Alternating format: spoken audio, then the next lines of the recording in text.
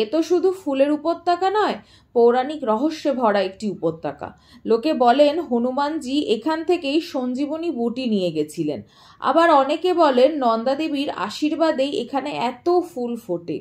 এই উপত্যকায় 500রও বেশি প্রজাতির ফুল ফোটে। এই উপত্যকার যাত্রা কিন্তু মোটেই সহজ নয়। খাড়া চড়াই আর পাথুরের সরু রাস্তা, পায়ের জোরের সাথে সাথে মনের জোরটাও কিন্তু খুব প্রয়োজন এই ট্রেকে। মাত্র 4 মাসের জন্যই এই উপত্যকা খোলা থাকে, জুন টু সেপ্টেম্বর। এটা তথাকথিতভাবে ইন্ডিয়ার মনসুন ট্রেক নামেই বিখ্যাত। ঘাংরিয়া থেকে এই ট্রেকটির দূরত্ব 4 কিলোমিটার। সকাল 7টার সময় এই ট্রেকটির দরজা খুলে দেওয়া হয় সবার জন্য, এবং ট্রেকটি করে আপনাদের সবাইকে ফিরে আসতে হবে বিকেল 5টার মধ্যেই।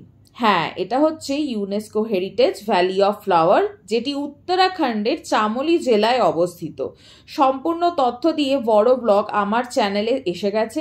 আশা করছি আপনারা বড় ব্লগটা দেখতে পেলে আরও ডিটেলস পাবেন। এই রিলটা যদি ভালো লাগে অবশ্যই লাইক অ্যান্ড কমেন্ট করবেন। Thank you for watching. By.